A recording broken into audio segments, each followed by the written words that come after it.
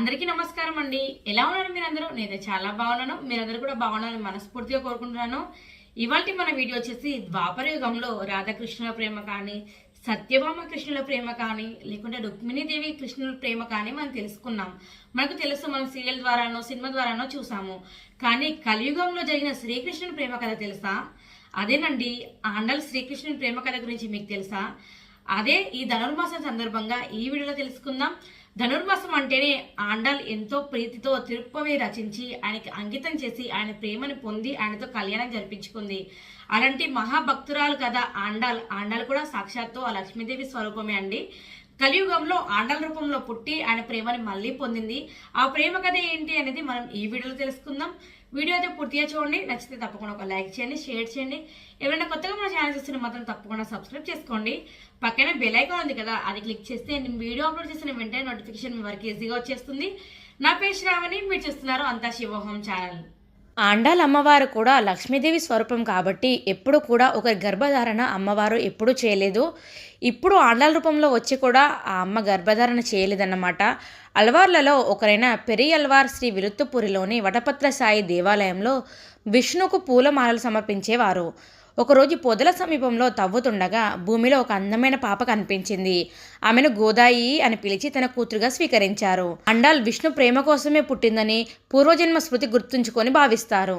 ఆండాల్ తన తండ్రి పెరియాల్వార్ ద్వారా కృష్ణుని కథలను విని అతని పట్ల అపారమైన ప్రేమను పెంచుకొని తన జీవిత సహచర్యునిగా స్వీకరించాలని నిర్ణయించుకుంది. ప్రతిరోజు సమర్పించే పూలదండను ముందు ఆమె తానే ధరించి తాను పరిపూర్ణమైన వధువుగా ఊహించుకునేది. ఒకరోజు పెరియల్వార్ ఆ దండలో వెంట్రుకలను చూసి ఆండాల్ను కోప్పడ్డాడు. ఆ రాత్రి విష్ణువు కలలోకి వచ్చి తనకు ఆండాల్ ధరించిన దండలే ఇష్టమని చెప్పాడు. ఆండాల్ తన ప్రేమను తన భక్తితో ఆ రంగనాథునికి చేరవేసింది. రంగనాథుడు ఎవరో కాదండి, ఆ శ్రీకృష్ణ పరమాత్మని మరో రూపమే రంగనాథుడు. పెరియల్వార్ కూతురు పెళ్లిడికి రావడంతో ఆండాల్ వివాహం చేయాలని నిర్ణయించుకున్నాడు. కానీ ఆమె మాత్రం కేవలం శ్రీరంగస్వామినే పెళ్లి చేసుకోవాలనుకుంది. రంగనాథుడు పెరియల్వార్ కలలో దర్శనమిచ్చి ఆండాల్ను శ్రీరంగానికి తీసుకురమ్మని ఆజ్ఞాపించాడు. ఆండాల్ అక్కడ స్వామి రంగనాథునితో కలిసి ఐక్యమైపోయింది. శ్రీ విలుత్తుపూరులోని వటపత్రశాయి ఆలయం పక్కన ఆండాల్ ఆలయం ప్రత్యేకంగా నిర్మించబడింది. ఇక్కడ ఆండాల్ను రంగనాథుని పత్ని నాచియార్గా పూజించబడుతుంది. ఆండాల్ను ఎడమ చేతితో చిలుకతోనే ప్రతిరూపం చేస్తారు. ఈ చిలుకను ప్రభువుకు ప్రేమదూతగా పంపిందని నమ్ముతారు.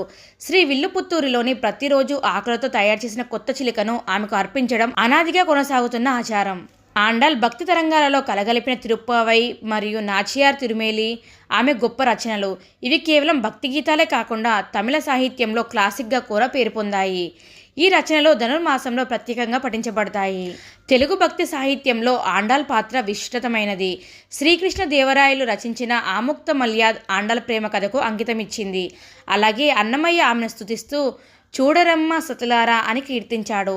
తెలుగు రాష్ట్రాల్లో గోదా కళ్యాణం ధనుర్మాసం చివరిలో వైభవంగా జరుపుకుంటారు. ఆండాల్ కథ మనకు భక్తి, ప్రేమ, నిబద్ధతతో భగవంతుని చేరుకోవడం ఎలా అనేది నేర్పుతుంది. వేదాలు, శాస్త్రాలు తెలియకపోయినా భగవంతుడి పట్ల ఉన్న నిజమైన ప్రేమ మనల్ని పరమాత్మను చేరుస్తుందని ఆండాల్ జీవితం సాక్ష్యంగా నిలుస్తుంది. ఈ ధనుర్మాసం సందర్భంగా ఆండాల్ శ్రీకృష్ణుడు ప్రేమ కథ తెలుసుకున్నారు కదండి.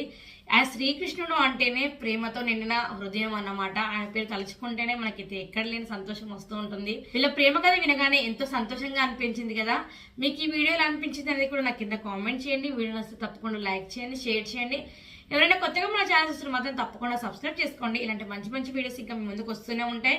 నేను వీడియో అప్లోడ్ చేయగానే మీకు వచ్చిందని తెలియడానికి పక్కనే బెల్ ఐకాన్ ఉంటుంది. సబ్స్క్రైబ్ చేసుకున్న తర్వాత అది క్లిక్ చేస్తే వెంటనే నోటిఫికేషన్ మీ వరకు ఈజీగా వచ్చేస్తుంది. Thank you for watching.